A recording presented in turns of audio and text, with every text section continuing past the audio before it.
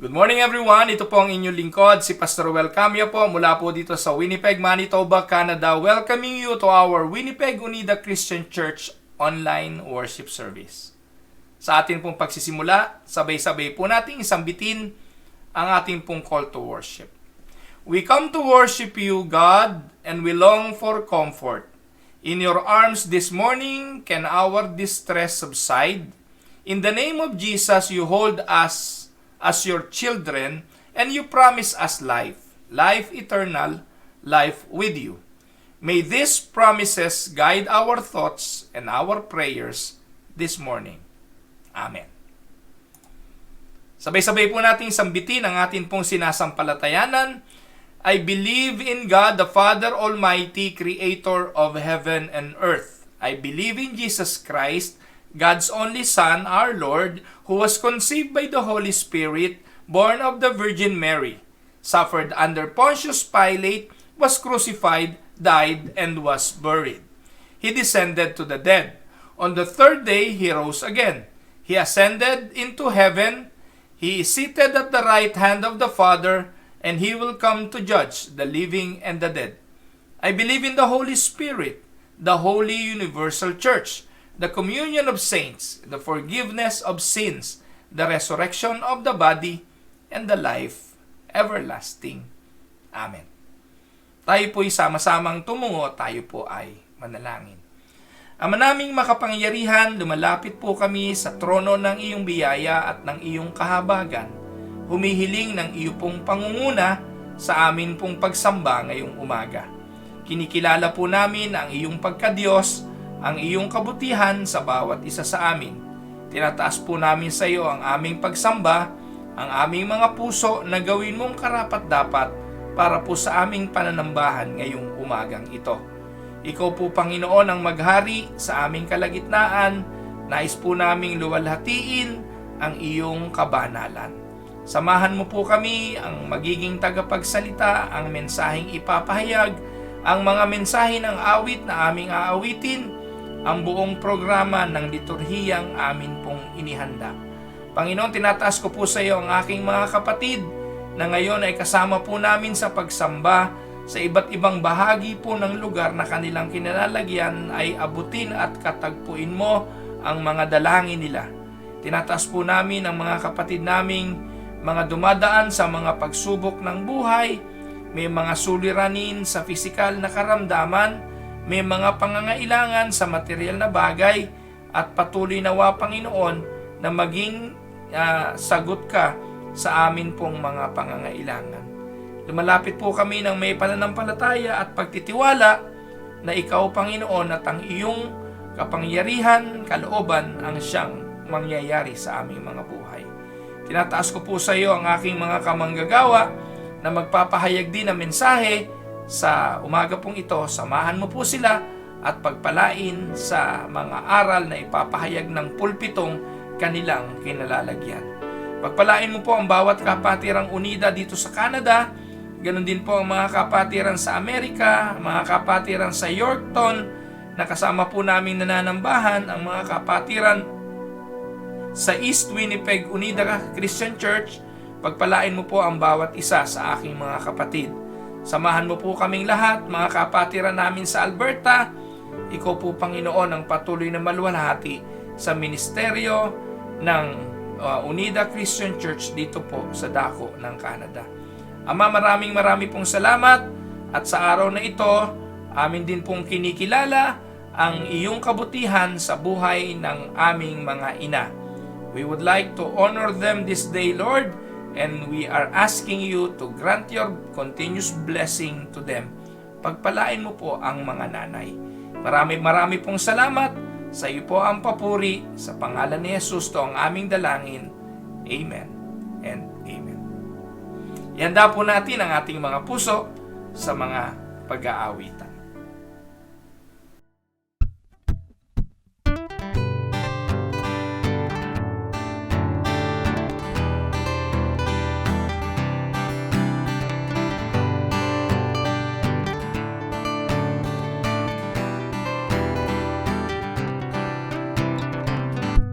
Blessed be your name in the land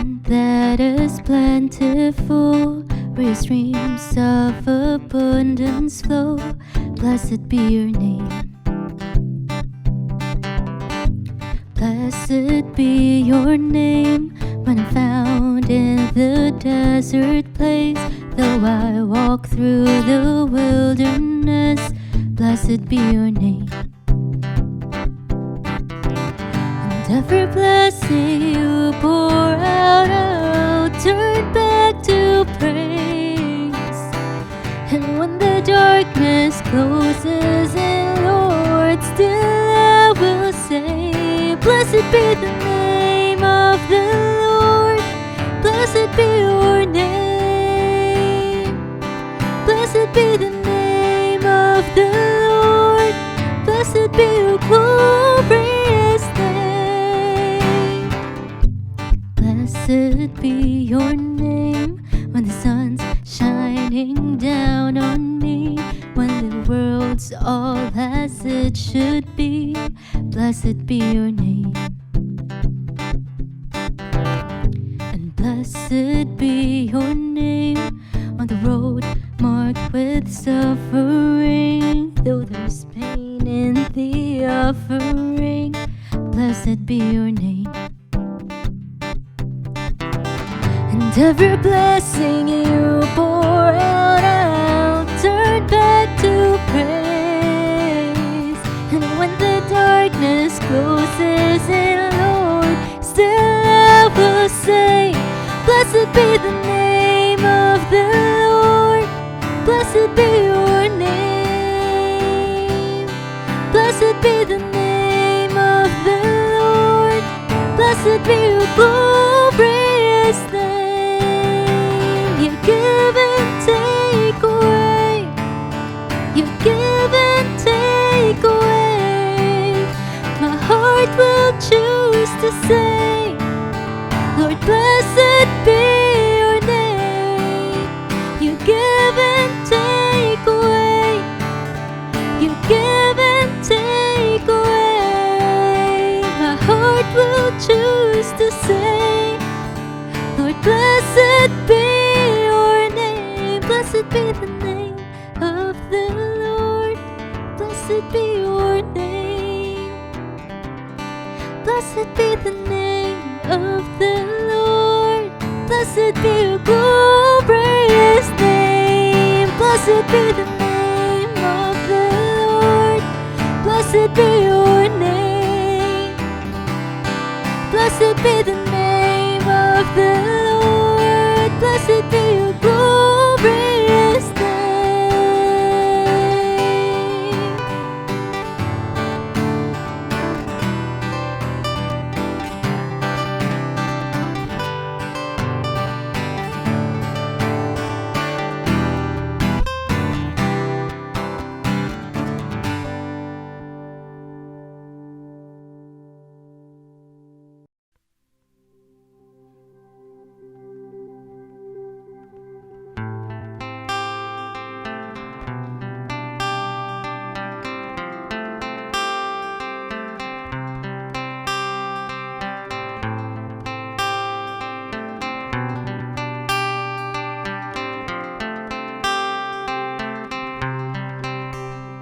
Oh, how high would I climb mountains if the mountains were where you hide?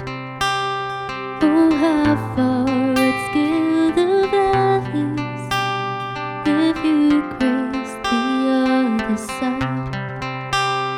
Oh, how long have I chased rivers from lonely seas to where they rise? Against a rush of grace descending from a source of its supply. And in the highlands and the heartache, you're neither more or less inclined. I would search and stop but nothing. You're just not that hard to find.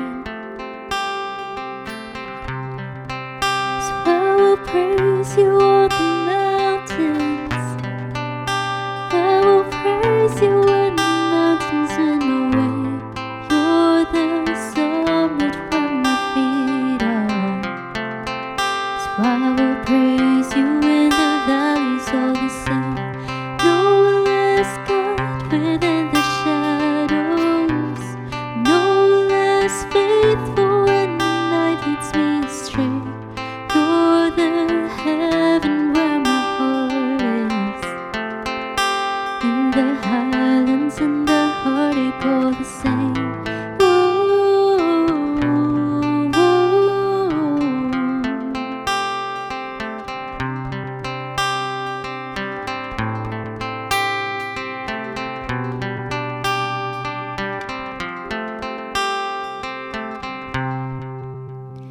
Oh, how far beneath your glory does your kindness extend the path from where your feet rest on the sunrise to where you sweep the sinners past. And oh, how fast would you come running if just a shadow lay through the night? Trace my steps through all my failures and walk me out the other side. For who could dare ascend that mountain, that valid hill called Calvary? But for the one I call Good Shepherd, who like a lamb was slain for me. Oh, I would praise you on the mountains, and I will praise you when the mountain's in my way. You're the summit where my feet are, so I'll praise you in the valleys of the sun. No less good within the shadows, no less faithful when the night leads me astray. You're the heaven where my heart is, in the highlands and the heartache of the sun. Oh, oh,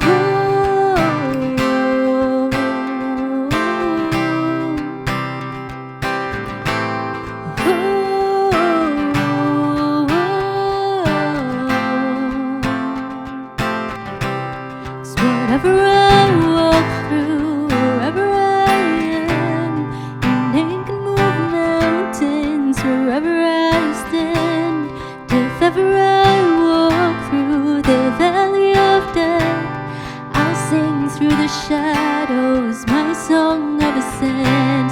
'Cause whatever I walk through, wherever I am, your name can move mountains. Wherever I stand, if ever I walk through the valley of death, I'll sing through the shadows my song of ascent, my song of ascent.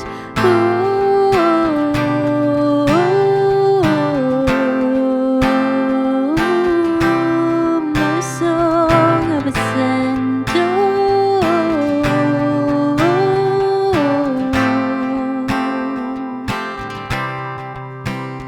From the deepest of all valleys come the pastures we call grace, a mighty river flowing upwards from a deep but empty grave.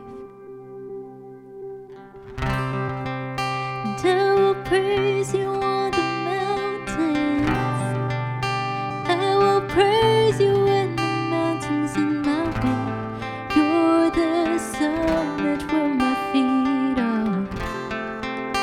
I will praise you when the valleys are the same.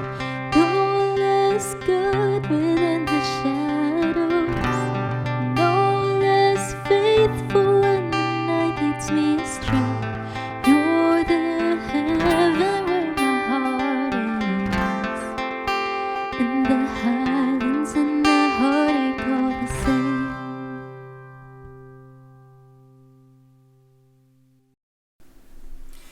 Good morning everyone! Sa oras pong ito ay mag-aaral tayo at magbubulay-bulay ng salita ng Diyos. But before we go to the message this morning, allow me to greet all our mothers today a happy Mother's Day. Ito po ang isa sa natatanging araw sa isang taon kung saan ang bawat isa sa atin ay kinikilala ang mga pagpapagal, pagmamahal, yung kadakilaan ng ating mga ina. Wala pong taong lumitaw dito sa mundo ng walang nanay, ng walang ina. At ito po ay isang panahon kung saan marapat lang na bigyan natin sila ng pagpaparangal, ng pagkilala. I will not suggest things, kung anong gagawin ninyo ngayong araw or papaano ninyo bibigyan ng parangal or pagkilala ang inyong nanay. May kanya-kanya ho tayong paraan paano natin gagawin yon. And in order to make this day a little special, I will be discussing things about mother too. At ang ating pag-aaral ngayon ay dadalhin tayo sa pagbibigay honor sa ating mga magulang. Especially sa ating nanay. So, ang title po ng message natin this morning, Honor Thy Mother. Ephesians 6:1-3. Ganito po ang sinasabi. Though it pertains to parents per se, makikita po naman natin dito yung kahalagahan ng pagiging ina. Ano po? So, ang bibigyan natin ng emphasis sa Ephesians chapter 6:1-3 ay ang mga mother. So, ganito po ang sinasabi ng talata. Samahan po ninyo ako. Children, obey your parents in the Lord, for this is right. Honor thy father and mother, which is the first commandment with promise, that it may be well with thee, and thou mayest live long on the earth. Pagpalain ng Panginoon ang pagkabasang ito ng kanyang banal na salita na sa oras pong ito'y ating pagbubulay-bulayan. Sandali po tayong tumungo, tayo po ay manalangin. Gawin mo pong kaluguran ng salita ng aking bibig, ang pagbubulay-bulay ng aming mga puso sa iyo, Panginoon, aming Diyos, aming malaking bato, aming manunubos at aming tagapagligtas. Amen. Yan, purihin po ang Panginoon. Paalala po ito ni Apostol Pablo sa mga kapatiran sa iglesia sa Epeso. Binibigyan po ng emphasis dito ni Apostol Pablo ang importansya ng pagpaparangal, ng pagbibigay honor sa mga magulang. Ini-encourage niya yung mga kabataan, yung mga bagong henerasyon na pagtuunan ng pansin ang pagkilala sa kanilang mga magulang. Alam niyo po mga kapatid, habang lumilipas yung mga panahon, nakikita po natin yung sinasabi ni Apostol Pablo kay Timoteo na magiging palatandaan ng huling panahon. Kasama po doon sa palatandaan ng huling panahon or nung end times na tinatawag ay ang pagiging masuwayin ng mga anak sa kanilang mga magulang. Sabihin niyo po sa akin kung hindi po ito evident sa panahon natin ngayon. Nakakalungkot sapagkat parang sa panahon natin ngayon yung pagbibigay ng honor, paggalang sa magulang ay hindi na ho masyadong nabibigyan ng emphasis. Ano po, alam niyo po nung araw, hindi po natin tinatawag yung ating mga magulang ng simpleng tawag lang ng mom, dad, no? Talagang nung araw yung po at yung opo, tanda ng paggalang ay pinagkakaloob natin bilang pagkilala. No, bagamat siguro later on, naging superficial na rin yun at medyo mababaw. Pero nung araw talaga pong nagmamano, humahalik sa pisngi, bago matulog, nagbabasbas o pinapatungan ng kamay yung mga anak. Alam niyo po, nung ang pagmamano, yung pagbe-bless, hindi po kinukuha yung kamay Iniaabot po yan ng mga magulang. Tanda po yan ng pagpapala. Yung bata, tutungo lang na ganon, ididikit ng magulang yung kanyang kamay sa noo. Yung mga anak ko po, ganun magmano. Hindi po nila kinukuha yung kamay namin. Ginaganon lang nila yung ulo. Kaya pag masama ang loob namin, ayaw na ibigay yung basbas. Hindi po ba? No, hindi po. Ang point lang po doon, mga kapatid, ito po hindi lang kaugalian ng mga Filipino. Yung paggamit ng po at opo. Hindi lang po yun kaugalian o nakasanayan, kung hindi ito'y bilang pagsunod sa banal na kasulatan, bilang palatandaan ng ating pagbibigay galang. Sa umaga pong ito, meron po tayong pag-uusapan na kasaysayan ng dalawang babae. Pero bago yon, I would like to bring you to 1 King chapter 3 verses 16 hanggang 28. Alam ko po narinig yun na ang kwentong ito.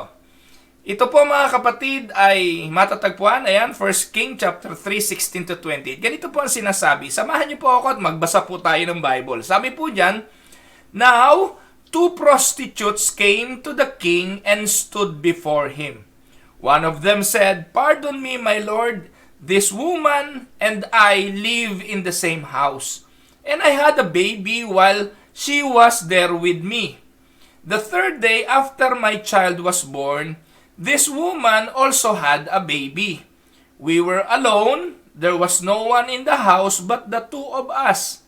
During the night, this woman's son died because she lay on him. So she got up in the middle of the night and took my son from my side while I, your servant, was asleep. She put him by her breast and put her dead son by my breast. The next morning, I got up to nurse my son, and she was dead. But when I looked at him closely in the morning light, I saw that it wasn't the son I had born. The other woman said, "No, the living one is my son, the dead one is yours." But the first one insisted, "No, the dead one is yours, the living one is mine." And so they argued before the king. So the king said, "This one says, 'My son is alive, and your son is dead,' while that one says, 'No, your son is dead, and mine is alive.'" Then the king said, "Bring me a sword." So they brought a sword for the king. Then he gave an order, "Cut the living child in two and give half to one and half to the other." So the woman whose son was alive was deeply moved out of love for her son and said to the king, "Please, my lord, give her the living baby, don't kill him." But the other said, "Neither I nor you shall have him. Cut him in two." Then the king gave his ruling, "Give the living baby to the first woman. Do not kill him. She is his mother." When all Israel heard the verdict the king had given, they held the king in awe because they saw that he had wisdom from God to administer justice. Pagpalain nawa ng Panginoon ang pagkabasang ito ng kanyang banal na salita na hahanguan natin ng ating pag-aaral ngayong umaga. Mga minamahal na mga kapatid, bagamat ang konteksto po ng ating pag-aaral ay ang karunungan ni Haring Solomon, ang kapangyarihan ng Diyos na magkaloob ng wisdom at ang patunay na ang Diyos ay sumasama kay Haring Solomon, ang kwentong ito ay hindi lang pagpapakita ng karunungan ni Haring Solomon, kung hindi pagpapakita rin ng karakter ng isang tunay na ina. Alam niyo po, short background lang. God appears to Solomon in a dream sa 1 King chapter 3 verse 5. Yun po ang simula, ano po? And then God gives Solomon a blank check. Can you imagine, no? Ang Diyos, bigyan ka ng isang blank check. Sulat mo dyan kung anong gusto mo and I will give it to you. And Solomon asked for wisdom. And because he sees his need for wisdom as a king, itong hiningi niya. Sabi sa 1 King chapter 3 verse 9. So bigyan niyo ako ng karunungan o ng kaalaman. And God granted Solomon his request. Binigay ng Diyos ang kanyang kahilingan, and because he could ask for riches, for long life, or for victory over his enemies, ang ginawa ng Diyos sa 1 King chapter 3 verse 13, ibinigay din ito sa kanya. Yung mga bagay na hindi niya hiningi, no, ibinigay din sa kanya ng Panginoon. Dahil ang hiningi ni Solomon ay ang karunungan. Now, ito po marahil, chapter 3 nga po ito ng 1 King, ang unang-unang test nung karunungan na yon na ibinigay ng Diyos. Kaya sinasabi ko sa inyo, ang konteksto nito is not about the incident. It is about the power of God who granted Solomon the desire of his heart, which is wisdom. Pero tingnan po natin, aralin na rin po natin yung talata at yung mga pagbubulay-bulay because we will see something about motherhood in the verses. So ito po, dito po sa mga verses na ito, may mga magagandang aral tungkol sa pagiging ina na atin pong matututunan. But before that, gusto ko lang po muna dalhin kayo doon sa katotohanan ng mga bagay na itinuturo ng isang inang Filipina. Alam niyo po ba mga kapatid, ang sabi, yun daw pong nanay na Filipina, sabi po, a mother is the best teacher in the world. Lalo na yung mga nanay na Filipina. Dahil po yung mga nanay na Filipina, sila daw po yung nagtuturo sa atin, una, ng anatomy. Na ano po ba yung anatomy? Ang sabi po, yung daw nanay natin ay mahusay sa anatomy. Ano sabi? Mata ang ginagamit sa paghahanap, hindi ang bibig. Yan. So, yan daw po yung anatomy. Hanapin mo sa pamamagitan ng mata at hindi bibig ang ipinaghahanap. So, nanay din daw po ang nagturo ng sanitation. Ano po ba yung sanitation?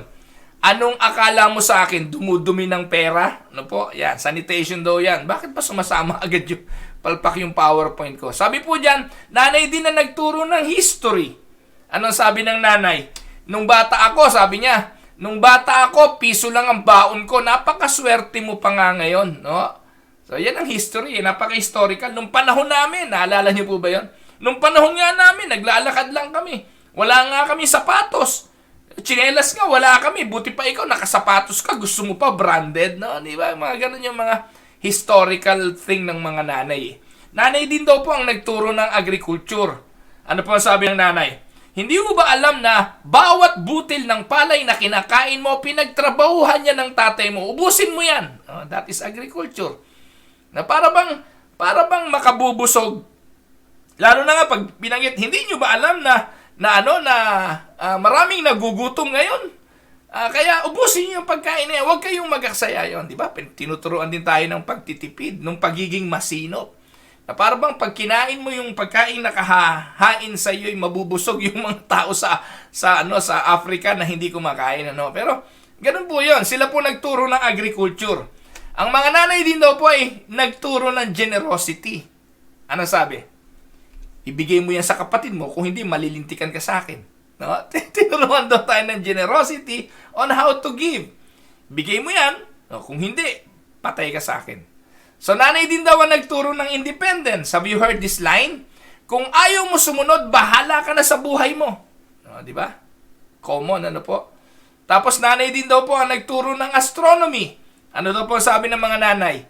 Para kang nasa buwan maglakad, bilis-bilisan mo nga. No? That is astronomy. Nanay din ang nagturo ng religion. Ano sabi? Pag di mo inubos ang pagkain mo, parurusahan ka ni Lord. Pag hindi ka natulog ng maaga, mabubulag ka, patay ka kay Lord. Something like that. Hindi ka nalalaki, hindi ka na palalakihin pag hindi ka natulog ng tanghali. Most those things. Tapos yung sarcasm, ano sabi ng nanay? Bakit di ka makasagot? Pag sumagot ka naman, sasabihin, marunong ka ng sumagot. Natututo ka ng sumagot. Di po ba? That is sarcasm. At ang mga nanay natin, napakagaling dyan. Ano po? So sila din po nagturo daw sa electronics. No? Sabi diyan, being a genius muna. Yun na daw po nagturo ng being a genius. They know it all. Sabi ng mga nanay, papunta ka pa lang, pabalik na ako. Di po ba? Lagi nating naririnig yan eh. Papunta pa lang kayo, pauwi na kami. Electronics, ano daw yung electronics? You're grounded, hindi ka lalabas ng bahay. Grounded, electronics daw yun. Self-esteem. Ano daw po ang sabi ng nanay? Ayan, dyan ka magaling. No? Yun daw yung self-esteem. No, ini-encourage ka na. Sa halip na sabihin na mahusay ka, ang katwiran, yan, dyan kayo mahusay. Computer kayo ng computer, dyan kayo magaling. Sa kalokohan kayo magaling. Yan, to develop your self-esteem. Logic, ang sabi, pag di mo nakita yung pinapahanap ko sa'yo, makikita mo. Yung ba? Logic, no? Tapos yung theory of evolution. Ang theory of evolution, ano sabi ng nanay? Manang-mana ka sa tatay mong unggoy. Hindi ko pa naman narinig kay Dang ito. Tapos nanay din na nagturo ng sports. Sabi, tumakbo ka na. Pag naabutan kita, malilintikan ka. Ayan, so nanay daw yung nagtuturo ng track and field eh. No? Baseball, ano sabi? Sabi sa baseball, ibabato ko sa'yo itong hawak ko. Ayan. Tapos hypnotism. Sabi, makuha ka sa isang tingin. Ang galing, no? At mathematics, pag bilang ko ng 3, dapat tapos na yang ginagawa mo. Yan po ang mga naituro ng ating mga nanay, Filipinang nanay. Ewan ko po o nakaka-relate kayo o kung naranasan nyo yan, at marahil mas marami pa higit dyan ang mga bagay na naituro ng ating mga nanay. Sa talata po na ating pagbubulay-bulayan ngayong umaga, we can see a lot about motherhood on the verses. At ang unang-una po nating makikita sa kasaysayan po ni Haring Solomon at ng dalawang prostitute na ito ay ang katotohanan na ang mga magulang, ang nanay, kahit gaano kagaling, no? Kahit gaano mapagmahal, kahit gaano kadakila. Kasi nga, sabi nga, the hands that rock the cradle rule the world. Yung mga kamay na nag-uga ng duyan, sila ang pagdating ng araw ang magro-rule sa mundo. Why? Nanay naman talaga yung nag-develop sa atin. Nanay naman yung nagturo sa atin ng mathematics, ng hypnotism, ng baseball, lahat ng bagay na yan. Sila ang unang guru natin. Pero sa kabila ng pagiging mahusay, magaling, matiyaga, mapagmahal ng isang ina, ang katotohanan, wala namang perpektong ina. Amen? Just like the women on our story. Ito pong dalawang babae rito ay prostitutes. Ngayon mga kapatid, ito po yung isa sa malaking issue ngayon. May mga anak na isinilang sa ganitong mga sambahayan. May mga anak na isinilang out of wedlock. May mga anak na isinilang ng isang maling affair. May mga anak na isinilang ng isang ina bunga ng pagkakamali, ng pagkakasala, ng bunga ng hindi maayos na pakikipagrelasyon. Pero sa kabila nun, ang realidad, hindi man perpekto ang ating nanay. Sabi po ni Apostol Pablo, we need to honor our father and our mother. Because it is our duty as children, as a child, to honor our mother. Dito po mga kapatid, ipinakikita ang realidad na ito. We need to honor her in spite of the imperfections. Ano po ba yung imperfections dito na binabanggit? These two mothers were harlots, prostitutes. 1 King chapter 3 verse 16. Sila po'y prostitutes, walang binabanggit na tatay dyan. Sila po parehas ay nagkaroon ng tigisang anak marahil bunga ng kanilang mga hanap buhay, biglang prostitutes. Kung sino-sino yung sumisiping na lalaki sa kanila, kung sino-sino yung nakakatalik nila at nabuntis, hindi tiyak kung sino yung tatay. Pero sa kabila nun, pareho silang nanganak. At nung nanganak sila, naalaman naman natin ng istorya, nandun pa rin yung pagnanasa nila na maging nanay, yung namatayan ng anak dahil nadaganan. In essence, di ba, sasabihin niya, okay na, wala na. Patay na yung anak ko, dalaga na uli ako. Malaya na uli ako, wala na akong aalagaan, wala na akong aarugain. Pero ang nasa isip niya, hindi, nanay ako eh. Hindi, nanganak ako eh. Kailangan gumawa ako ng paraan na magkaroon ako ng anak. Kahit agawin niya yung anak ng iba at ipagpalit yung kanyang anak. Napatay doon sa buhay na anak ng isang babae.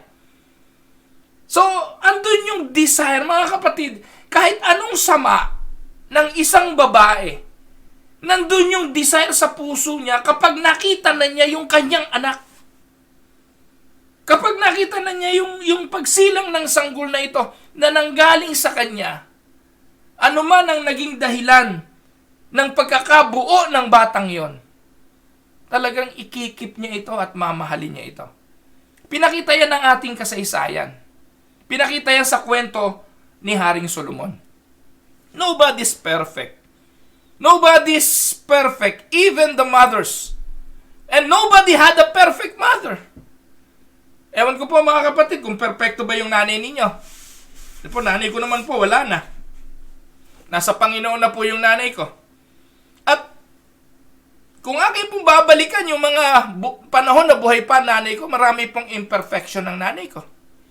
Marami pong kahinaan ng nanay ko. Alam niyo po, nanay ko, mahilig din yung magbingo, magtong-it, no po. Alam niyo po, minsan inuumaga rin sa pagbibingo yun eh.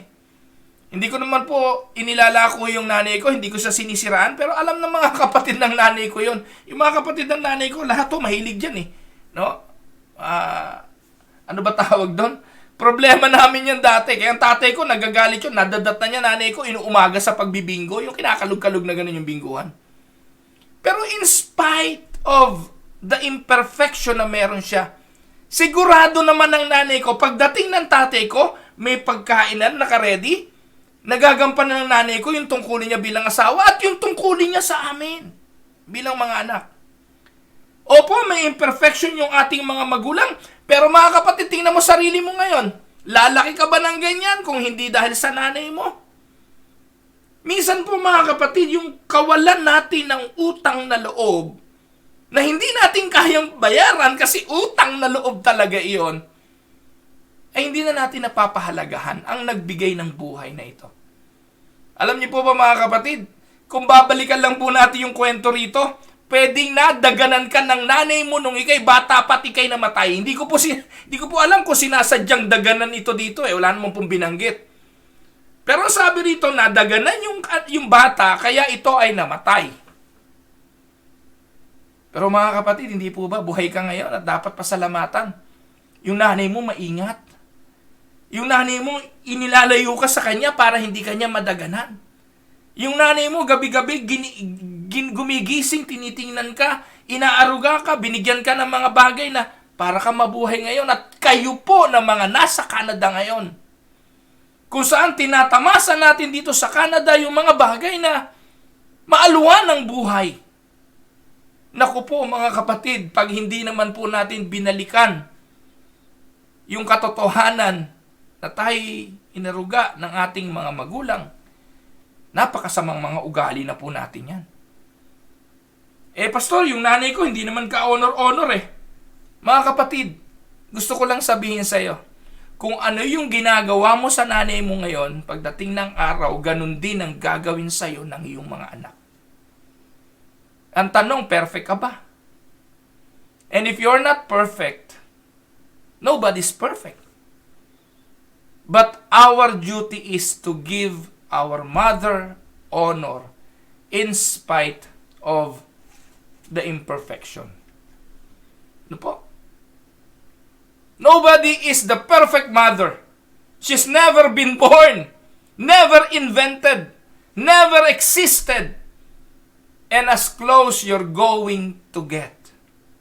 Mother's Day can be a difficult time para sa iba. Why? Because it brings back some memories of a wonderful mother who is dearly missed. Because she has died and no longer with you or with us. Para sa iba, it reminds them of their mother who have been or may still be a difficult mother. Minsan mabigat yung celebration ng Mother's Day, lalo't alam mo, hindi mo kasundo yung nanay mo. Para sa iyo, mabigat yung celebration ng Mother's Day dahil meron kayong gap ng nanay mo. Hindi kayo nag-uusap ng nanay mo. May issue kayo ng nanay mo. Kaya pagdadating ng celebration ng Mother's Day, sa halip na magbigay ito sa iyo ng sense of anticipation and joy para i-appreciate at i-honor ang nanay mo, mabuti pang lumaktaw na lang ang araw at lampasan na ang Mother's Day. Dahil you are not in a good relationship with her.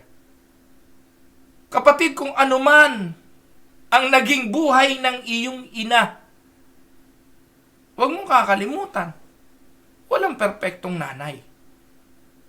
Ano po? There are some mothers that you can never please. There are some mothers who are miserable. And some mothers who make everybody around them miserable. They can be hateful and hurtful, which can make Mother's Day for some very difficult. Matandaan po ninyo, mothers are not perfect. Maybe that will take some of the pressure of some of you mothers here or mothers watching me right now who do not meet your own expectations of motherhood. Gusto ko pong sabihin sa inyo na maging kayo naman ang mga nanay na nakikinig sa akin. You are not expected to be perfect. You will not be perfect.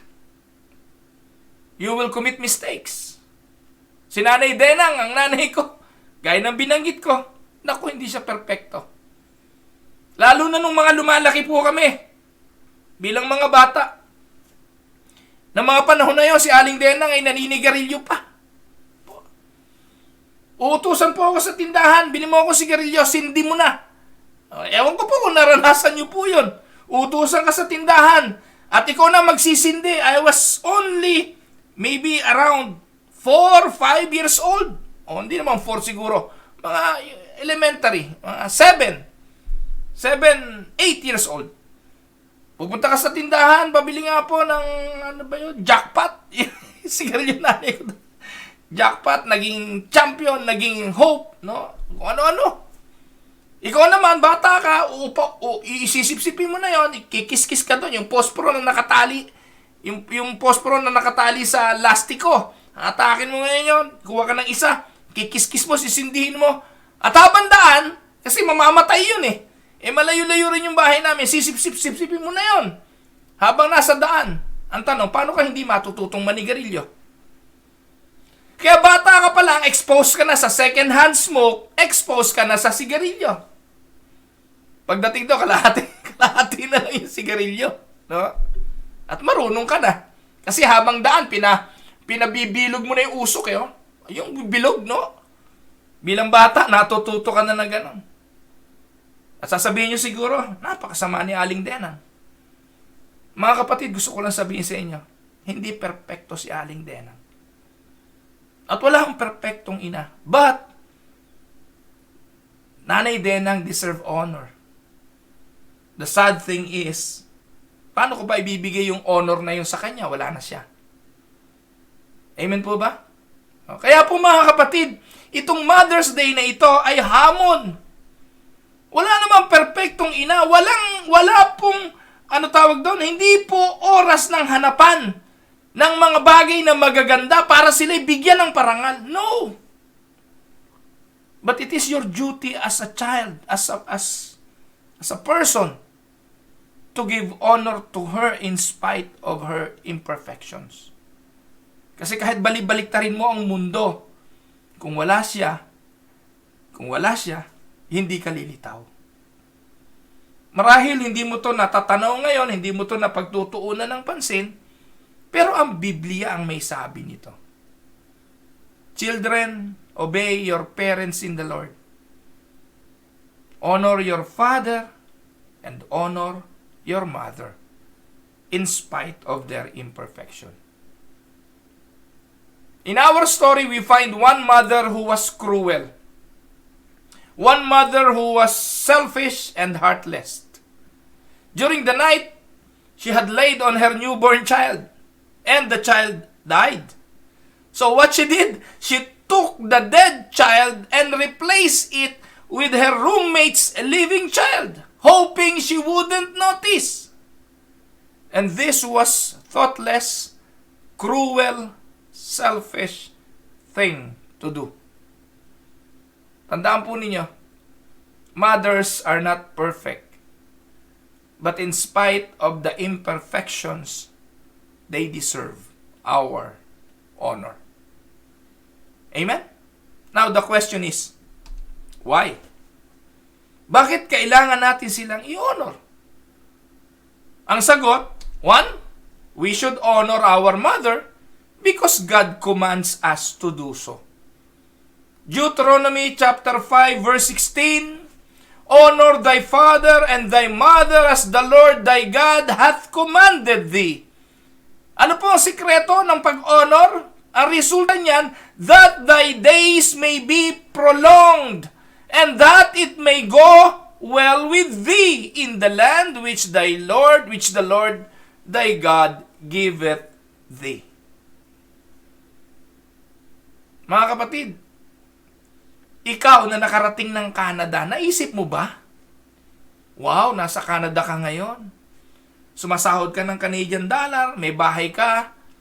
No, kahit hulugan, may bahay ka, may kotse ka. Naku, nabibili mo kung ano gusto mo, may credit card ka, mataas ang credit score mo, ang credit limit mo, libo-libo, may pera ka sa bangko, nasa maayos kang kalagayan. Hindi mo ba naisip na dinala ka ng Diyos sa lugar na kinalalagyan mo ngayon? Dahil sa iyong nanay. Lalo na kapatid, kung i-honor mo ang nanay mo. Amen? May kwento po sa Mark chapter 10 at Luke chapter 18. Mark chapter 10 verse 19 and Luke chapter 18 verse 20. We have the story of the lawyer who came to question Jesus and ask him, "What must I do to inherit eternal life?" Ang ganda ng tanong ng lalaking ito eh. Sabi niya, "Guro o Rabbi, what must I do to inherit eternal life?" Ano sagot ng Panginoon? Jesus' first answer to that question was, "You know the commandments.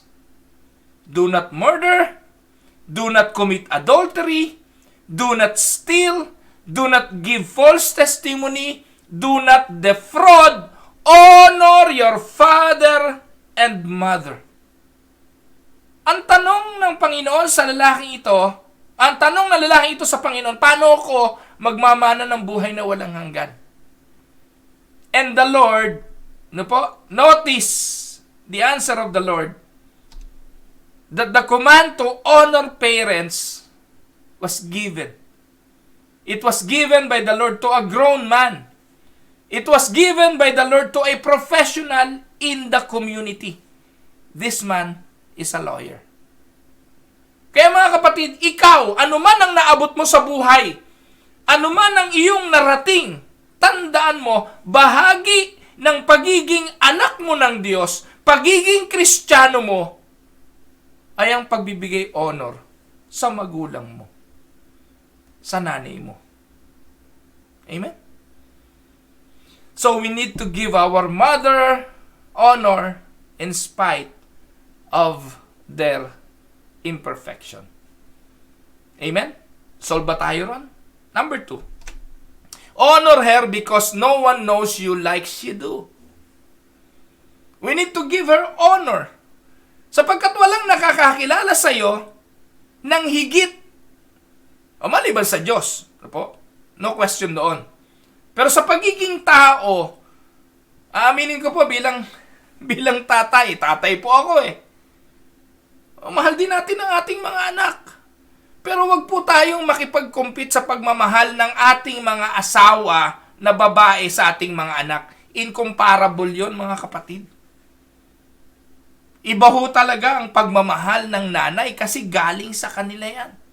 Lamang sila ng 9 months eh. Lamang sila ng 9 months. Kesa sa ating mga tatay. Tayo detached. In the beginning, detached tayo. Nung nabuo sa sinapupunan ng mga nanay ang mga sanggol na yan, wala na sa atin yun.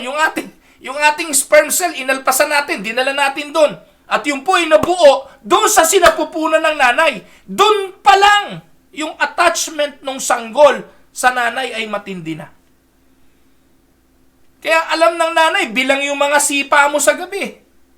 Naisip mo ba yun? Habang natutulog yung nanay mo, bigla kang sisipa. Magigising siya. Sumipa ka sa kanan, sumipa ka sa kaliwa, tumadya ka dun sa gitna. Alam yan ng nanay mo. Alam ng nanay mo na napakalikot mo, nasa tiyan ka pa lang, ubod mo na ng likot. At walang nakakakilala sa iyo higit, kundi ang nanay mo. Naalala niyo po ba yung 1 King chapter 3 verse 21? When she examined her child, pagising niya, nung nakita niya ito, sabi niya, hindi ito anak ko. Nung nakita niya yung dead child, sabi niya, this is not my child. She immediately knew it wasn't hers. This was a newborn child. Kasi silang pa lang, pero alam na nung nanay. Marahil meron siyang distinguishing mark. Di po ba? Ako po, pag tumingin sa bata, pare-parehas eh. Pag bago silang, Kaya, ewan ko na, kayo ba ewan ko, si Dang, alam niya, kamukha yan ganito, kamukha. Paano ko malalaman yun? Pagtingin ko sa bata, pare-parehas ang itsura. Ano po? But this mother, alam niya na ang kaibahan, alam niya na hindi iyon ang kanyang anak. Mothers can determine, kumbaga, kung anak niya yon o hindi niya anak. They know their children, even at birth. At sabi nga, you cannot fool a mother. Yung mga father, tayo, gullible tayo eh. Nadali nating maloko eh. At sometimes we're stupid nga eh. Well, I'm talking about experience. Nabobola ako ng mga anak ko eh. Pero yung nanay, hindi mo maluloko. Hindi nila maluloko. Hindi nila maiisahan ng nanay nila. Kasi alam ng nanay nila kung nagsisinungaling. Alam ng nanay kung nagsisinungaling yung anak eh. Kasi nga, wala naman nakakakilala ng higit sa mga anak kundi yung nanay. They know when you are lying, trying to hide something from them. Alam nila when you are sick, when you are afraid. Alam nila when you are worried. Ako clueless, hindi ko alam eh. Minsan sabihin ni Dang, kausapin mo sa ganito. Sabi ko, bakit? Basta kausapin mo. No? Kausapin mo si Rebreb. Sabi ko, bakit? Hindi kumakain. Naku, ano kayang dahilan? Inisip ko. Siguro, inaway ni ganito. Ako niyo po, clueless ako doon. Pero yung nanay, ramdam yun eh. Alam ng nanay yun.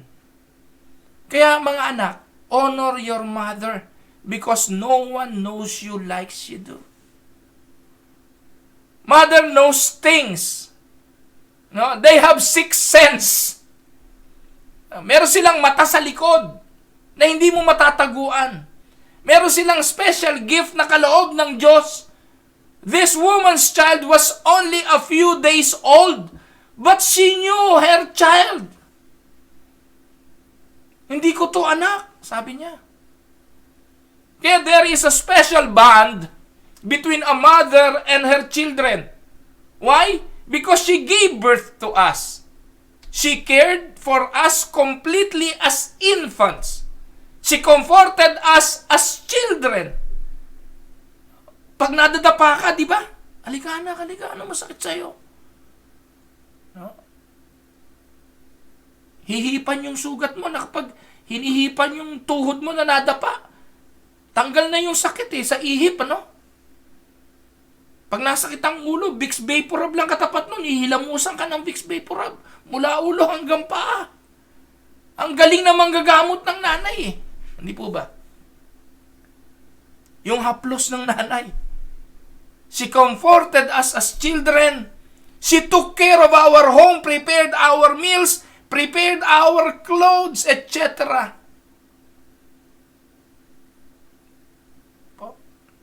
And letter E.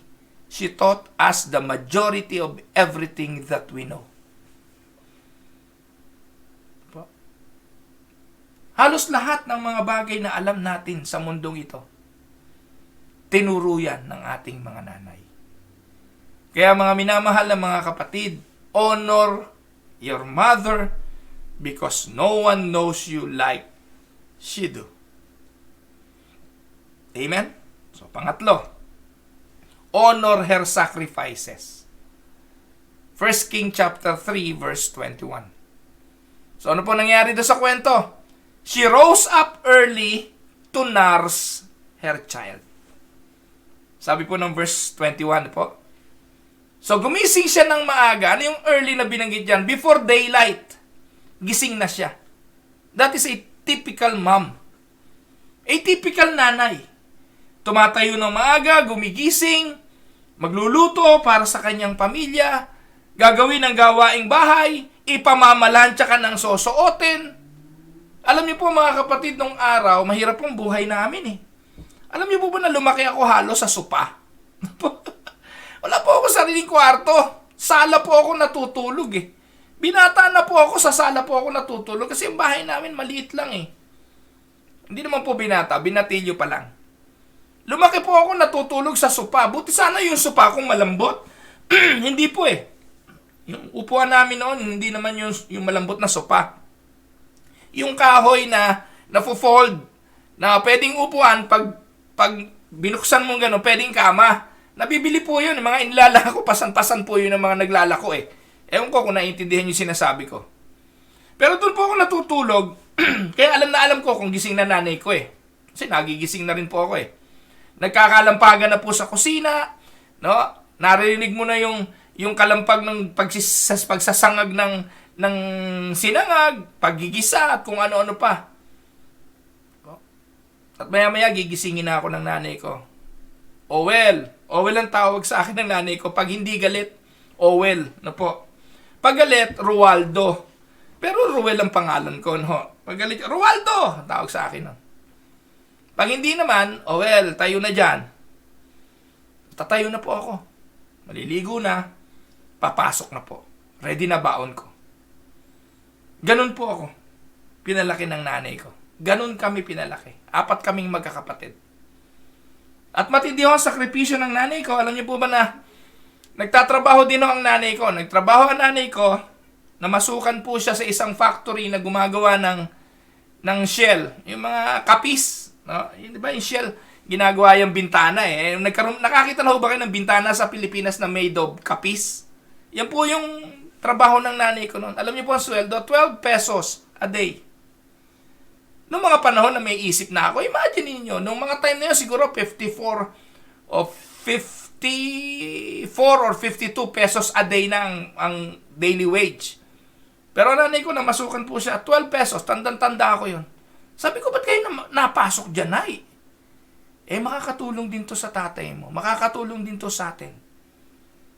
So, nakaupo, alam niyo ginagawa ka nanay ko, naglilinis siya ng kapis. Binababad daw po yun sa hydrochloric acid para pumuti, no? Yung kapis. Yung shell yun eh. So, ganun ang tinatrabaho niya. Kaya pag uuwi niya, amoy siyang acid. Tapos yung kamay niya, marami nasusugatan.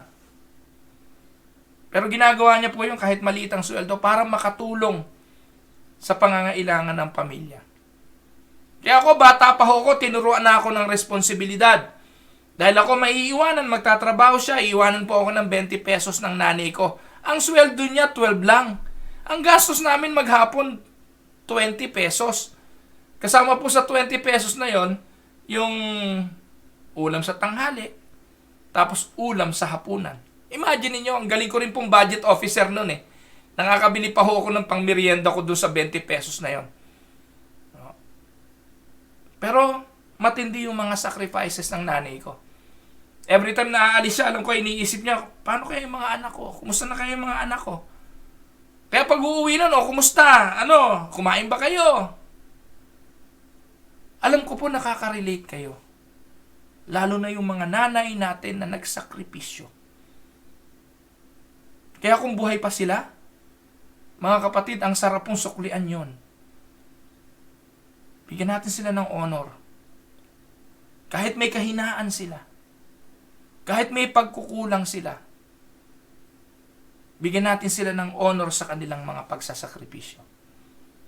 Tama po yung sinasabi ng talata, ang mga nanay gumigising ng mga maaga before daylight. No? She got a good look at the child and she realized it wasn't her child. Most of the time, we don't realize the sacrifices that mothers make. Do you know why? Because most of the sacrifices of the mother, hindi nila sinasabi. Yung mga sacrifices ng mga nanay, kinikip lang nila sa kanilang mga sarili. Tayo naman, ng mga bata, manhid tayo eh. Manhid tayo sa mga pagsasakripisyo. Ngayon na lang natin nare-realize, ngayong tayo na ang nasa kanilang kalagayan. Nung tayo na ang mga magulang, ang hirap pala mag-budget pag ganito lang ang pera. Ang hirap pala mamalengke ng mamalengke. Ang hirap palang mag-prepare ng lulutuin. Di ba nararanasan nyo yun? Puno ang refrigerator nyo, hindi nyo malaman kung ano lulutuin nyo. Tapos meron kang 5 anak. Pupunta sa simbahan, kailangan i-ready mo lahat. Yung mga sosuotin yan, yung bibihisin yung mga yan, paliliguan mong isa-isa yan. Tapos, mga tulog, gigisingin mo pa. Yung mga anak, gigising na lang. Pahirapan pa, kakain na lang paggising, uupo na lang sa pagkain. Para pang pinapatay pagpapakainin. Most mother, gusto niyan, bago ka pumasok sa eskwela, busog ka kumain ka Mabigat sa loob ng nanay yung aalis ka nang hindi ka kumain. Hindi ba? Pero wala, yung mga anak, di mo lang naisip na gumising na maaga yung nanay, nagluto, nagprepare ng pagkain. Pagkapaliko, banat na, layas na. Hindi naiisip yung mga pagsasakripisyo. Pero ang tanong, bakit hindi natin ito nakikita? Kasi nga most of the time, hindi nila ito sinasabi. They never tell you. And if you find out at all, it's usually years later. Minsan nga po, yung mga pagsasakripisyo, minsan naririnig nyo na lang sa lamay Oh, ganun pala nanay ko. Meron palang ganung quality ang nanay ko. Ganun pala ang nanay ko, nung mga bata pala kami, ganun siya. Di ba? Minsan nalalaman natin, huli na Kasi hindi naman sinasabi sa atin. Mga kapatid, gaano karaming mga pagsasakripisyo na recently lang natin na-realize. Madalas nga, kung kailang wala na, saka natin nakikita at nalalaman. Now, why didn't she told this over to us?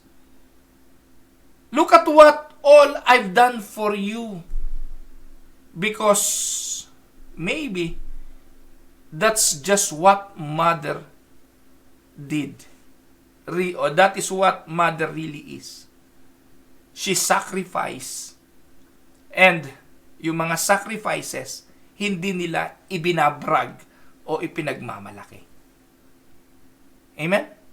Let us read on the story to see how Solomon deals with this situation. Tingnan po natin yung sacrifices na yan. Sabi po dyan, 1 Kings 3:23-26, the king said, this one says, my son is alive, and your son is dead. While that one says, no, your son is dead and mine is alive. Then the king said, bring me a sword. So they brought a sword for the king. He then gave an order, cut the living child in two and give half to one and half to the other. Ito po ngayon sa verse 26 at ang matindi mga kapatid. Sa verse 26, the woman whose son was alive was deeply moved out of love for her son and said to the king, please my lord, give her the living baby, don't kill him. Yon ang tunay na ina. Yon ang pagsasakripisyo ng tunay na ina.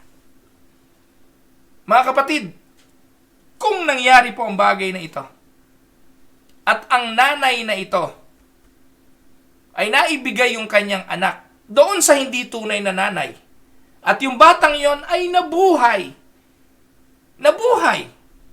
doon sa hindi niya nanay, hindi na malalaman ng batang ito na merong nagsakripisyo sa kanya para siya mabuhay. At yun ay ang kanyang tunay na ina. Di po ba? Minsan po, hindi nalalaman ng mga anak yung mga sakripisyong nagawa at ginawa at gagawin pa ng mga nanay. Napakahalaga nito mga kapatid. Minsan po, totoo yung isusubo na lang nila. Pag lumapit ka at humingi ka, hindi po nila isusubo yun. Iiwanan po nila yun. Bibigay nila sa iyo yun. Ang nanay nga kapag nagluto o bumili sa tindahan, titingnan yung kanyang perang pambili. Kapag kulang yung kanyang pambili, bibili pa rin. Kahit hindi siya kasali sa dapat bilhin. Hamburger for instance. 5 kayo sa pamilya, bibili ang nanay 4. Pero 5 kayo sa pamilya. Isasakripisyo na niya yung kanyang sarili kung yun lang talaga ang pambili. Tama o mali? Gaano karaming pagkakataon na sa halip na bumili ng para sa kanya, uunahin muna ang para sa iba. Pagkatapos tayong mga anak, nung nagsitanda, may hindi man lang natin maibili. Sino kayang anak ang magsasakripisyo ngayong Mother's Day? Na bumili naman ng something for her, for their mother, nang may pagsasakripisyo. Who will go the extra mile para mabigyan naman ng parangal ang kanyang mga magulang? Nakuha niyo po? Ang kanyang nanay, huwag niyo na isapin tatay, huwag na magulang, nanay lang. Amen po ba? So the real mother of the baby was willing to sacrifice her motherhood for the life of her child. Totoo ito noon at totoo ito ngayon. Amen? So, Solomon in all his wisdom knew and determined the mother of the child from the mother's sacrificial love. Amen? Tandaan po ninyo, a good mother will sacrifice for her children. You buy them the best things you can afford, even if it means going without things yourself. Bibili. Ibibili ang mga anak, ibibili ang asawa, kahit siya wala na. Imagine niyo yung pagsasakripisyo ng mga magulang sa paghahatid sundo sa inyo o yung nanay ninyo. Pag-e-encourage sa inyo na magpakahusay sa mga bagay na dapat ninyong matutunan. Sino nag-e-encourage kay Ru para mag-violin? Sino nag-e-encourage kay Yenya na tumugtog ng piano? Sino nag-e-encourage kay Rebreb na kumanta? Kung may mga talento po yung mga anak ko,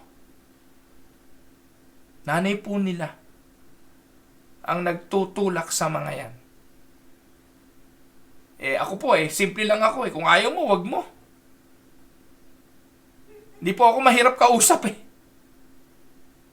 Pero ang nanay po nila, very determined. Kaya mo yan, anak. Sige, anak. Gawin mo, anak. They are the one encouraging you to participate in almost anything. Sports, music band, and dozens of other activities. Even if it means more work for them. Amen? Imagine niyo, naisip niyo po ba mga kapatid, yung mga anak na bihis ng bihis, katakot-takot ang damit. Na-imagine nyo ba every time na naglalaba yung nanay nyo? Nadadalaw nyo ba na habang naglalaba sila? Naisip nyo ba kung, may washing machine, hagis lang naman ng nanay ko yan dyan Pero pagkatapos ba ng washing machine at i-dryer, yung ba, ihagis na lang ba yan doon sa mga lagayan nyo ng damit?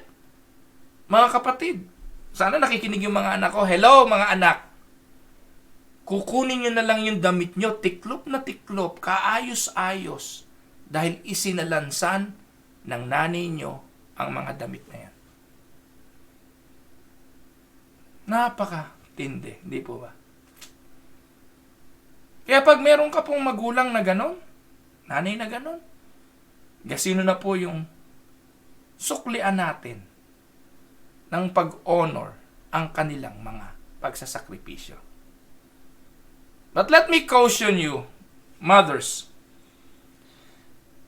Dahil sa sobra ninyong pagmamahal, you also have a tendency to spoil your children. You can let you and your child get so involved in everything else. Baka naman may makakalimutan kayo na ang pinaka-importanting kailangan ninyong anak na makalimutan yung ibigay ay ang kanilang relasyon sa Diyos. Because the more activities there are, the farther the Lord gets pushed back in priority. Be careful of this. Do not sacrifice your child's relationship with the Lord. Yun ang pinakamagandang pamanang pwedeng ibigay ng ina sa kanyang mga anak. Yung teach them to love the Lord. Teach them to love your God. Pangapat, honor her for the love. Yan. Honor her for the love. Siguro po kalabisan para bigyan ko pa ng emphasis to eh. Kung gaano magmahal ang nanay sa kanyang mga anak. Noong unang panahon, sa 1 King chapter 3, 24 to 25, wala naman DNA testing pa nun. No? Walang DNA para malaman kung sino talaga yung nanay nito, yung kung kaninong anak yun. No? So, malaking problema ito. Paano patutunayan ng nanay na kanya yung anak na yun? Walang DNA to prove. So, that is a problem of a mother. Kung noong panahon na yon, talaga namang may problema ang buhay, gusto kong sabihin sa inyo, because we are living in this imperfect world, laging may problema ang buhay. At ang mga nanay, hindi exempted dito. Mothers will always experience problems at one point, or many points in life. You have problems. You have your children's problems. You have your husband's problem. And being a mother is very high, stressful life. And the stress may get lighter sometimes, pero most of the time, talagang nanay ang nagdadala ng mga problemang ito sa buhay. It never disappears. So a good mother will always hurt when their children hurt. No matter how old they get, kapag nasaktan ang anak, nasasaktan ang nanay. Kaya hindi po dapat magsasama ang magulang kapag meron ng mga asawa yung mga anak eh. No? It is a no-no.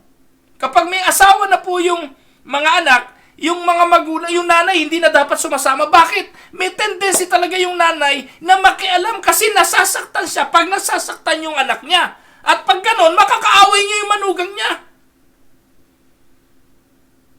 Nakuha niyo po mga kapatid. Lalo na kung anak babae, I don't know. Siguro parehas din, babae o lalaki. Siyempre, pag nakikita ng nanay na yung anak niya ay binubugbog ng kanyang manugang, pwede bang hindi makialam yon? Kaya, ang mga pinakamainam, huwag kayong sasama. Pag may mga asawa na yung anak nyo, hayaan nyo talagang magsarili. Kasi masasaktan ka lang. Hindi mo na problemahin mo pa bilang magulang. Kaya kung mangyayari yung mga bagay na yun, matuto tayo. Ano po? Stressful ang motherhood.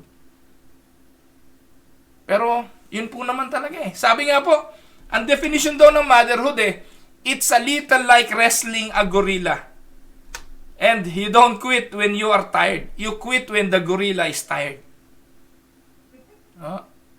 Yan daw po yung motherhood. At alam niyo po mga kapatid, yung love of a mother, diyan ikinumpara ang pag-ibig ng Panginoon. Ang sabi po sa Isaiah chapter 49 verse 15, Can a woman forget her nursing child and have no compassion on the son of her womb? Even this may forget, but I will not forget you. Sabi po ni Isaiah, malilimutan ba ng ina yung anak na nanggaling sa kanya? No? Hindi niya ito malilimutan. Nangyari na nga po yan doon sa kasaysayan ni Haring Solomon. Alam nung nanay yung kanyang anak, pero ito na po yung isa sa malupit na klase ng pag-ibig. Yung pag-ibig ng nanay sa anak ang talagang pinagkumparahan ng pag-ibig ng Diyos sa atin. Pero ang sabi ng Diyos, kahit makalimot yung nanay sa kanyang anak, tandaan mo, hindi naman kita malilimutan. Kaya matindi yung comparison ng pag-ibig ng nanay, pag-ibig ng Diyos. Bagamat dito, talagang nothing is comparable to the love of God. But that is how mother showed their love to us. Expressed their love to us. Amen? Kaya, ikaw anak, Honor your mother for their love. Honor her for her love. And the last, panghuli, honor her God. And that is the best mother's gift. Kaya kung kasama ngayon ng nanay yung kanyang mga anak na nananambahan, ako po, palagay ko, tuwan-tuwa yung nanay. Tuwan-tuwa yung nanay dahil alam niya na yung mga anak niya, nadala niya sa Panginoon. Tuwan-tuwa yung mga nanay dahil alam niya na ang mga anak niya nagmamahal sa Diyos. King Solomon took the time to deal with these two harlots. Certainly, they don't deserve any special time before the king, because the king, we know, is very busy. But King Solomon gave them time. I would like to tell you this, mother, you have a heavenly Father who will always take time for you greater than Solomon does. And he is always there. So much thing as stress-free motherhood. And there is no such thing as stress-free mothers. God will always be there in your sorrows, in your sleepless nights, in your problems with your problematic children. And God is there, greater than Solomon, wiser than Solomon, and He will even give you the wisdom you need to handle whatever trials you have in life. James 1:5, ano po ang sabi? If any one of you lack wisdom, let him ask of God, that giveth to all men liberally, and upbraided not, and it shall be given him. Kung si Solomon nakinig sa dalawang prostitute na ito, kung si Solomon nagbigay ng oras sa dalawang prostitute na ito, ang Diyos ay nangako na hindi kanya iiwanan, hindi kanya pababayaan. Lagi siyang may panahon, lagi siyang nakikinig sa pangangailangan ng bawat isa, lalo na ng hustisya. Amen? So children, honor the God of your mother. Parents need our prayers. Our children need our prayers. We are in a spiritual warfare. We are in a battle for our homes, for our families, for our marriages, and our children. You and I are in the middle of the struggle, or at least, you'd better be. Don't give up. Do what is right. Be the mother, be the father, be the grandparent, be the child that God wants you to be. You're not in the struggle alone. God is a father too. He's always there for you. Kung paano nyo i-honor ang inyong mga magulang, ang inyong nanay most especially, nasa inyo ngayon ang pagtugon. Pagpalain kayo ng Panginoon, magandang araw po, and again, Happy Mother's Day, mga nanay. God bless. When I move out one day, my mom will be very sad. I feel my mom's love in my heart, like it's right here. I'm feeling it right now. Sometimes I love her, sometimes I don't. When I'm angry, I don't. My mom is everything to me. She just is this ray of energy and sunlight and positivity. The thing that I wish I could have done more of is thanking her. Didn't matter what shape I was in, I could always come home to Mom. My mom was basically the glue that held me together. When I left the Philippines, I knew that my son will be in good hands because I know my mom will take care of him. My mom is kind of smart, she's not that smart. If I would say like 1 to 10, it would be a 5. Maybe my poor dad got the raw end of the deal, but I do remember my mother saying to him when there was an argument about something I'd done, she says, "You don't want to hurt her spirit." I remember that. My mom was diagnosed with a really rare disease about 12 hours before she died. So we didn't get a lot of time to talk or to say goodbye, but she did get to say that she loved me. which were her last words. And I cherish that. Because I've been able to hang on to it. I'm probably gonna say to my mom, "You're a wonderful person. And you're my mentor." I tie an invisible string to my heart, and she ties the same one to her heart, and it's always attached together. My mother, she struggled a lot with addiction. Sorry, I'm getting upset. Yeah, it was hard. You know, you have partners, you have friends, you have kids, but there is nobody else who will ever care about you as much. My son now always tells me, "I love you, Mama." But for 48 years, I realized I didn't say I love you to my mom.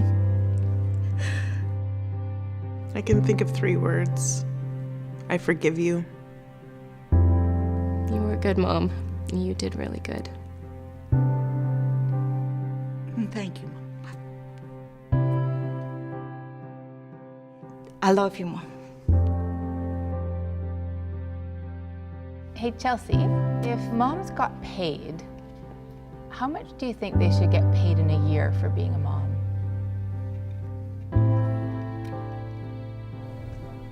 Maybe $100.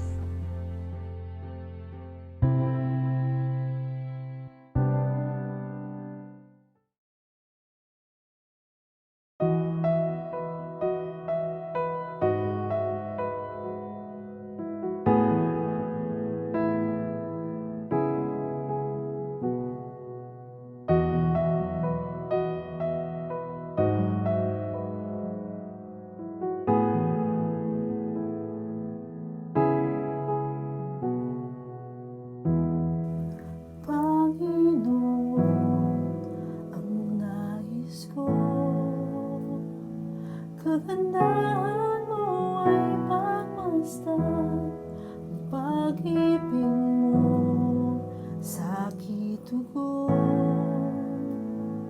Kailan may di pababayaan sa iyong laman. Matatagpuan sa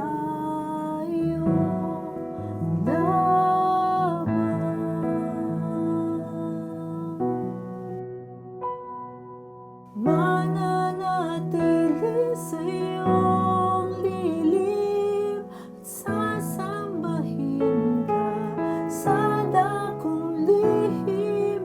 Mananatili sa iyong lilim at masumpungan ka sa dakong lihim.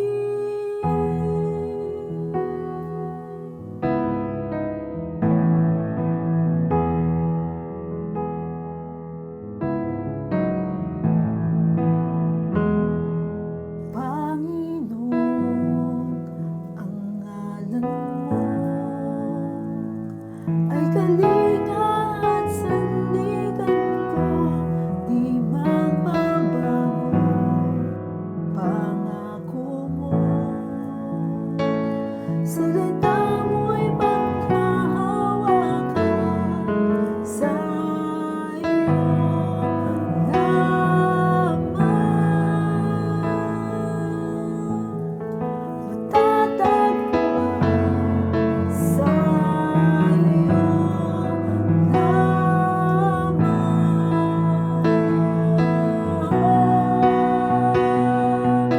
mananatili sa iyong lilim at sasambahin ka sa dakong lihim.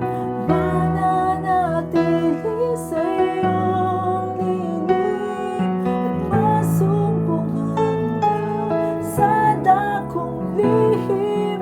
Mananatili sa iyong lilim at sasambahin ka sa dakong lihim. Mananatili sa iyong lilim at masumpungan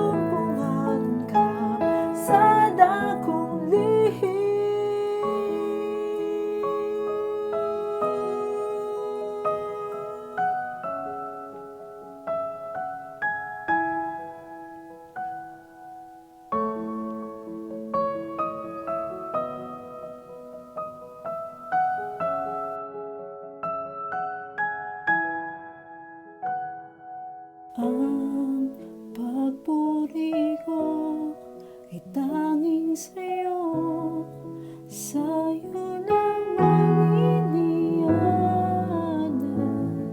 O Panginoon, ang puso mo'y sa'yo magpakailanman. Ang pagpuri ko ay tanging sa'yo, sa'yo namang inialay,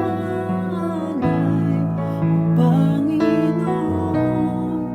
ang puso ko'y sa'yo magpakailanman.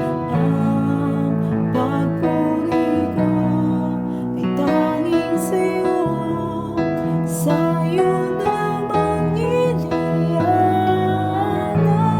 O Panginoon, ang puso ko'y sa'yo magpakailanman.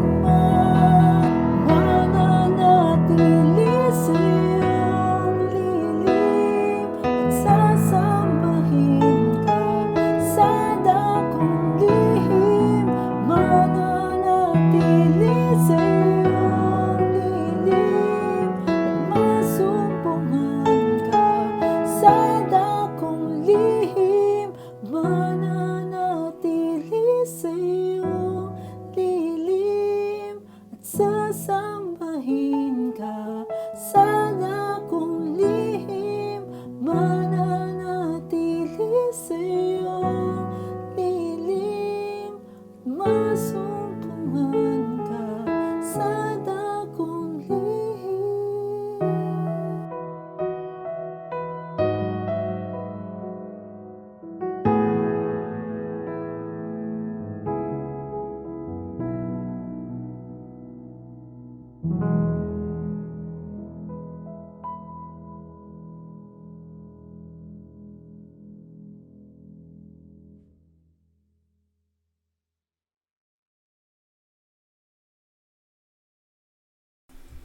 Awitin po natin ang doxology.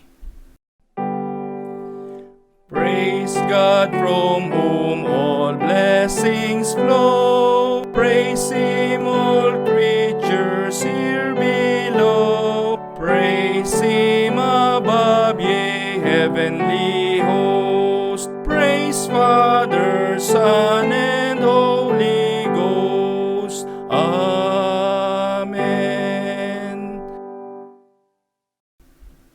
Tayo po'y saglit na tumungo, tayo po ay manalangin. Ama naming Diyos na makapangyarihan sa lahat, nagpupuri po kami at nagpapasalamat sa iyo sa araw na ito, sa iyo pong pangunguna, sa amin pong ginawang pagsamba. Nawa po Ama, ang mensaheng aming napakinggan ay tumimo sa aming mga puso, magpaalaala sa amin ng patuloy na pagpapahalaga sa aming mga magulang, sa amin pong mga nanay. Maraming pong salamat sa oras na ito.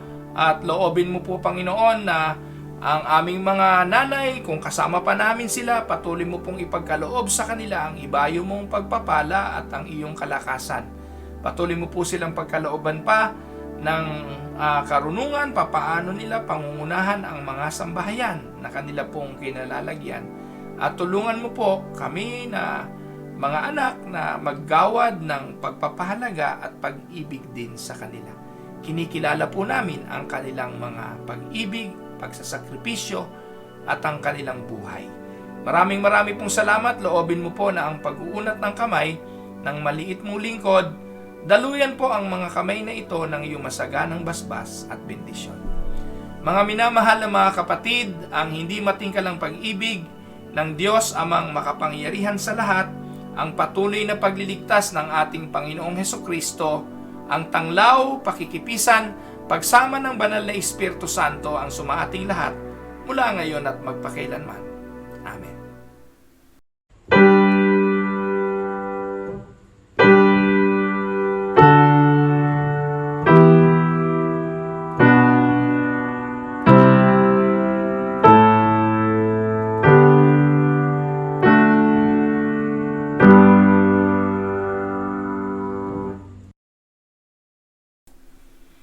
Dadako po naman tayo sa ilang mga pagbabalita. Mga minamahal na mga kapatid, ang Winnipeg Unida Christian Church ay nakikidalamhati po sa pagpano po ng kapatid ni Armin Garcia at ni Kuya Arnold Cuevas po, at tayo po ay nakikidalamhati sa buong sambahayan sa pagpanaw po ng kanila pong kapatid na si Kuya Junior. Dalangin po natin ang patuloy na kapayapaan na nawa ay maranasan ng pamilya at aliwin sila sa kalungkutang kanila pong pinagdadaanan. At paniwalaan po natin na ang pag-ibig ng Diyos at ang kanyang kapayapaan na hindi masayod ng ating mga pag-iisip ang maging kaaliwan nawa ng buong sambahayan. Nagpapasalamat din po ako sa patuloy na pagsuporta po ninyo sa gawain po ng iglesia sa pamamagitan po ng finansyal. Salamat po sa patuloy na pagkakaloob ninyo, at ito po ay atin pong kinikilala para po sa patuloy na offering ng simbahan. Alam naman po ninyo kung paano ito ginagawa. At yung mga hindi po nakapagkakaloob via bank transfer ay pwede nyo pong ipagkaloob ito. Dalhin po natin kay Ate Marie o kaya naman po sa inyong lingkod, no? Pwede rin naman po, at ito po ay ating kukolektahin. So akin pong pinapakiusap lang na ngayon po mga kapatid, bago na naman ang pandemic protocol, ay talaga hong bawal na ho lahat ng gathering. Talaga pong hindi po pinapahintulutan, at talagang magtitiis na naman po tayo ng another 3 weeks na po, hanggang May 30. Ito po yung magiging existing protocol. Iwasan po natin, pataas pa rin ho ng pataas ang COVID, tawag doon, yung numbers ng COVID infected. Kaya ito, pagtulong-tulungan po natin ito. Ang simbahan po ang isa sa malaki maitutulong dito sa pagbibigay po, pagdi-disseminate ng information. At ang atin pong ginagawang ito ay pinapaalala sa mga kapatiran na kung magagawa po natin na talagang mag-self-isolate, iwasan po natin po. So ayun po, salamat din po sa patuloy ninyong pakikinig at pagtangkilik sa Tinig ng Pag-asa araw-araw, at ganun din po yung pananambahan ng Tinig ng Pag-asa. Ito po ay tuwing Sunday 7 a.m. sa mga dumadalo na mga kapatirang Unidad sa Winnipeg. Maraming pong salamat. Ganun din po sa mga dumadalo sa ating mga prayer meeting. Ayan po, sana po ay patuloy niyong suportahan ng mga gawain, yung mga small group, kahit ito ay virtual, suportahan po natin.